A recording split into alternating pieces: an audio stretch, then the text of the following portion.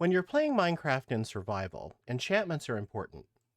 Silk Touch lets you pick up blocks that you can't otherwise get. Fortune makes your mining more efficient. Looting lets you get more drops from all the monsters that try to eat you. And Mending, well, Mending just lets you fix all of your weapons and tools so you don't have to keep making new ones all the time. In this episode, I'm going to show you some simple ways to get enchantments early in the game. So don't you go anywhere. I'll be right back.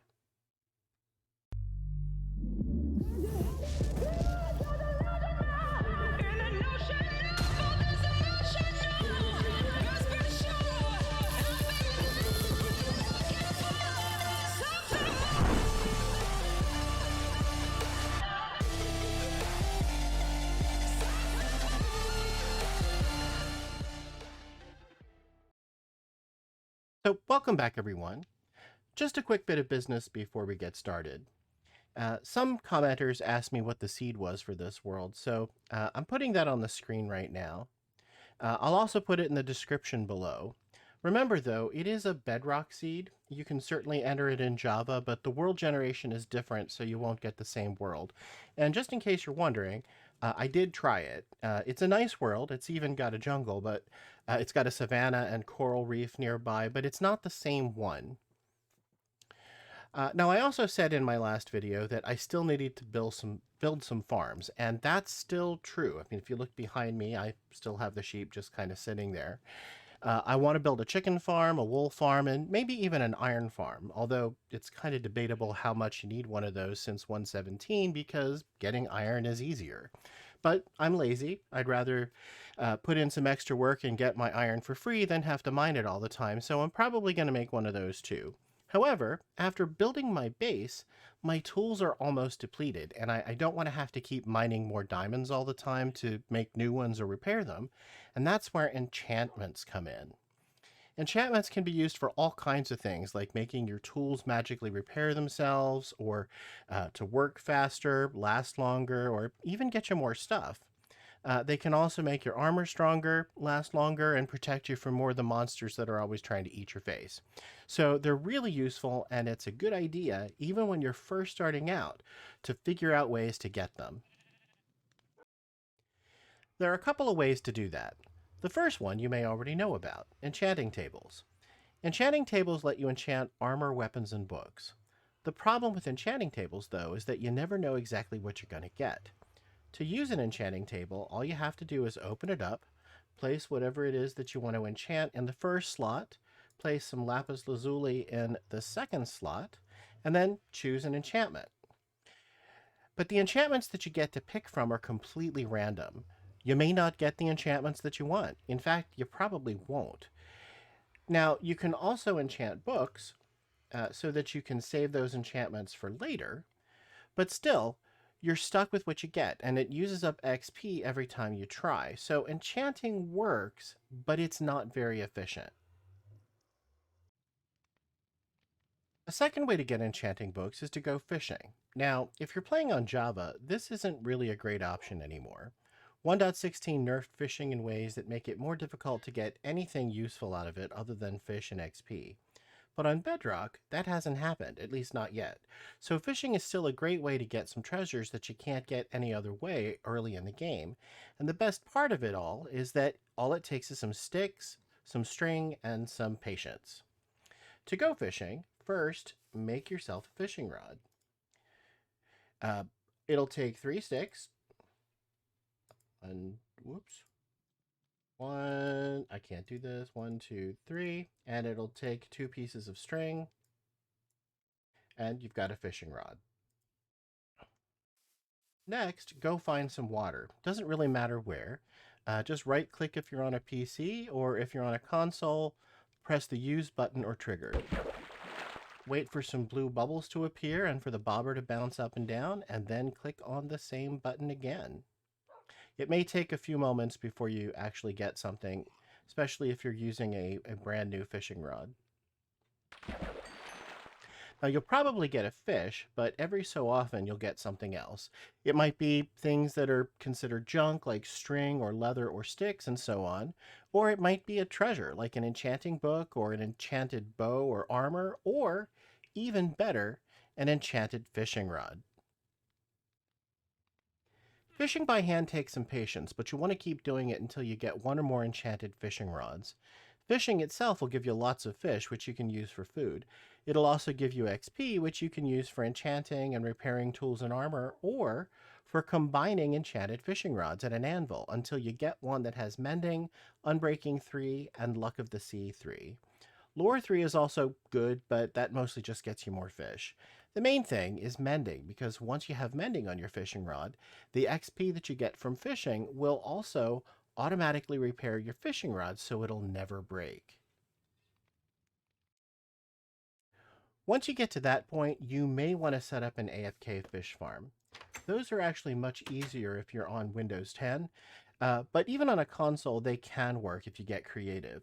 Now, I do play on Windows 10, and I've built one here.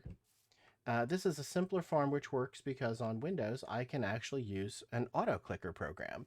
So I can just point my fishing rod at the top of this sign, turn on the auto clicker, and then just let it fish for me while I go do something else.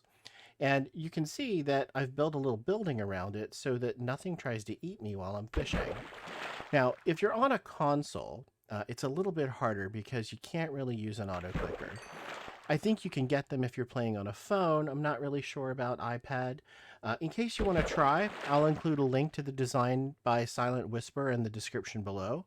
That one's a little bit more complicated than this one. It uses some pistons and note blocks, and it shouldn't require you to have an auto clicker. You might have to use some tape or something to hold down the use button on your controller. So why would you want to do that? Well, let's go downstairs to the collection area and I will show you why. Now, if you look in here, I've gotten this just by AFKing for a little bit over an hour. Lots of fish, lots of enchanted fishing rods, a bunch of enchanted bows, actually a few more than this because I used some to make mine better. Some name tags, saddles, puffer fish, and of course, a bunch of enchanted books. So if you're looking for an easy way to get some enchanting books early on, AFK fishing is a great way to get them for free. It just takes some time and patience. Of course, the last way to get enchanted books is from villagers. You can buy enchanted books from librarian villagers. They're not very cheap, especially early in the game, but they're actually a little easier to get than you might think. You can certainly go through all the work of setting up a villager trading hall, but that can be pretty time consuming because villagers are stupid. And when I say stupid, I mean stupid. Getting them to do what you want can be tough, and getting a lot of them to do what you want can be even tougher, but it doesn't have to be. An easy way to get some books that you need is to find a naturally occurring village. Now, on Bedrock, villages seem to be everywhere, so it's not really that tough to find one. I'll head over to the Savannah Village in a minute, and I'll show you how easy it is to get villagers to make specific books. Before I do that, though, we'll need two things, some lecterns and some paper. So let me head over to my little island. All around the edge of this island are sugarcane plants. It didn't really start out that way. Originally, there were only two of them here. I broke them at one block off the ground just like this, which gave me 4 sugarcane plants. I replanted them and kept doing that over and over until I had all the ones that you see here. I could have made an automatic sugarcane farm, but it's early in the game yet, and I haven't really gotten that far. So as long as I harvest these on a regular basis, I can get plenty of paper, and that will work until I build a farm. So let me finish harvesting this, and I'll make some paper, and then be right back. Okay, so we're at the Savannah Village now. I made the paper, and I already have the lecterns, so now let's get some villagers making some books. First, though, let me just show you that I've already done that once or twice. So if you come over here and we look at this guy, we'll see that he doesn't actually sell any books. He does, however, let me sell paper to him in exchange for emeralds.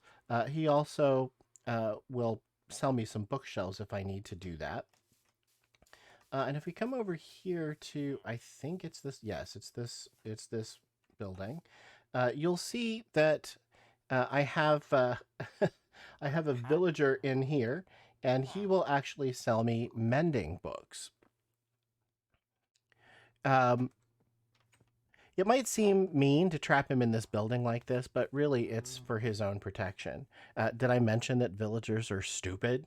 If I don't trap him in here, he'll walk around anytime I get nearby and he'll get himself eaten by a zombie. That's not good for me because I don't get mending books, and it's certainly not good for him, so he's stuck in here.